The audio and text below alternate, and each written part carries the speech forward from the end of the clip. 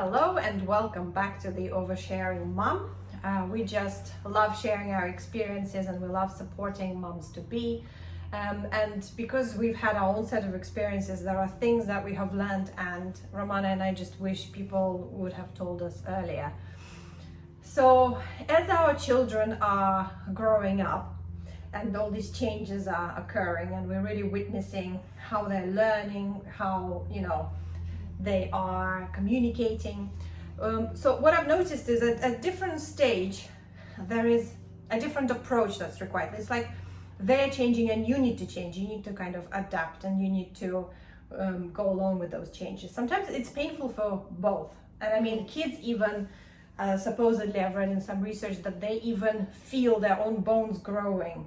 So they're actually experiencing this discomfort. So sometimes when a child is just irritable and just like, we think, oh, what's wrong? But we're not even realizing that the child could physically be feeling his own bones growing. And that's why he's having sleep disturbances or just in general some sort of discomfort. Yeah. But what I really would love to talk about is the language we use.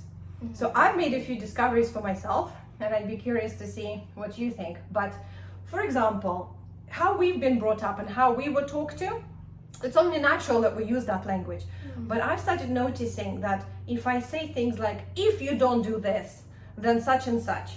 So it seems to be a normal thing because we think, well, I'm showing the consequence, right? Because if you behave like this, then this is going to happen. However, I never realized this little subtlety thing. If is always linked to blackmail. So it's always an approach from power, from a power position. It's like you're not really giving a choice.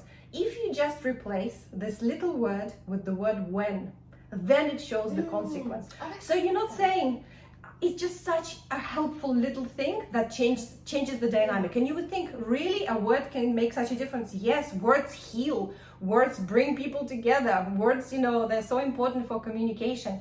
So for me personally, one of those examples that I've embraced, and it's really, even I'm catching myself, sometimes I go if, and I realize, I'm back into my old patterns of behavior, and I'm addressing the situation from a position of power, which is not right. I don't want to do that with my child. So immediately I catch myself. Sometimes I've even said it out loud and I said, no, that's not what I meant. I mean, when you act like this, the result will be such and such.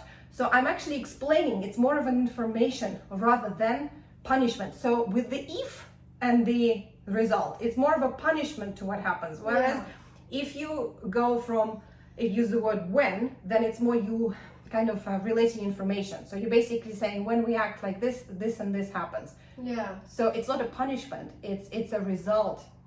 It's a consequence, which is very different. That's how you learn. But from a punishment position, you start creating fear. So then it creates an entirely different dynamic within the child, just from this one simple thing. Replace if with when. What do you think? But I have another example as well with some more words. But what do you think of that? I've actually read something about that, and I've actually been changing the way I talk to Zara. And so let's have a think. So with things like, say we're eating at the table and she says, Mommy, I want to play. So instead of saying, if you don't eat your food, we're not going to play, I say, as soon as you finish eating, we can play. So entirely different dynamic, right? Yeah, so it's more like, yes, we will do it, but I need you to eat first. So as soon as you've done the creative steps. It's like the first step is to finish food, the and second then we step can is to play. Yeah, so rather than a threat. Yes, so I do try and stay away from that. And sometimes when I hear Dean saying that, because obviously I'm doing reading up on stuff, so if I hear him, say, if you don't do this, and I try and be like, okay, well, let's try and change it a little bit so that we're not. Oh, that's really good. So you're implementing that as well. Yeah, that's cool. Really interesting that you mentioned this as a topic. But yeah, so that is another thing that, it's just the way, just the way we get her to listen and understand and do things. I don't want it to be from a power sort of point of view. I want it to be equal. So I've been doing a lot of it's not that equal choice. The equal choice. The choice, so a lot of the things that work. So for example, she has she's just snatched a toy off Zach. So I say to her, Zara, can you please give it back to Zach? Then she'll say, no. So I say, okay, do you want to give it to Zach or do you want mommy to take it and give it to Zach? And then she usually gives it to me. So I've been doing that. Do you want to do it or do you want me to do it? And then she usually then gives it really to good. herself. Whereas Dean, if she's holding a toy, he'll go and grab it off her. And he's like, Zara, give it to me. I'm like, no, don't try and force it off her. Ask her first. Yes, exactly. Ask her, you know, please can I have it? Because even like with her red jacket, she uses it to sleep. And when she has that, she always sucks her thumb, so it's only for bed.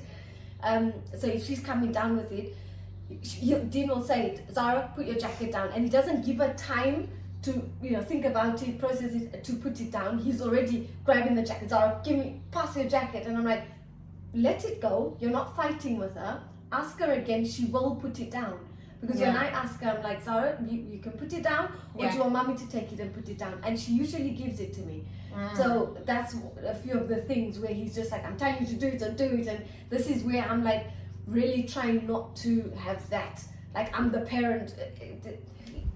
No, this is the parent. Actually, it's interesting from what you're saying. I'm bouncing off what you're saying, because at first when you said equal and I didn't hear you say choice, I thought you meant like you equal to her, and I wanted to jump in and say no, you are the parent for sure, and the child is there. Like it shouldn't be equal. The equal choice is great, but in terms of another way to look at it is like this: you may not be equal because you're a parent, you know, so you're in charge. You have to be. You're teaching her things. But there is such a thing as to talk to her equally as you would to an adult. This really changes things too. We talk down to our children a lot because we think, oh, they don't understand. They actually understand a lot more. They're much more open. When they're born, they're perfect. It's we who, you know, start attaching sort of certain behaviors and things to them. They start adapting to us, you know, but actually they're really, really smart, and they come in far more open-minded. And if we actually just observe them, we could learn a lot more from them, how to be a little bit freer and, you know, connected to each other, to the world, etc. But yeah, if we talk to them as to an adult, which is not easy sometimes, because we depends, you know, if we take that position of power especially, then we're almost always talking down to them.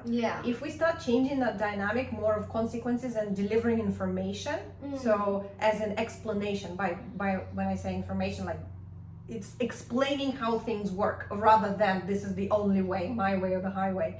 You know, but if we do start talking to them as if I could talk to Gregory like I talk to you, and I really try, you know, then it's a different thing. He wants to hear, he wants to listen, because he's like, oh my goodness, I think it's this respect.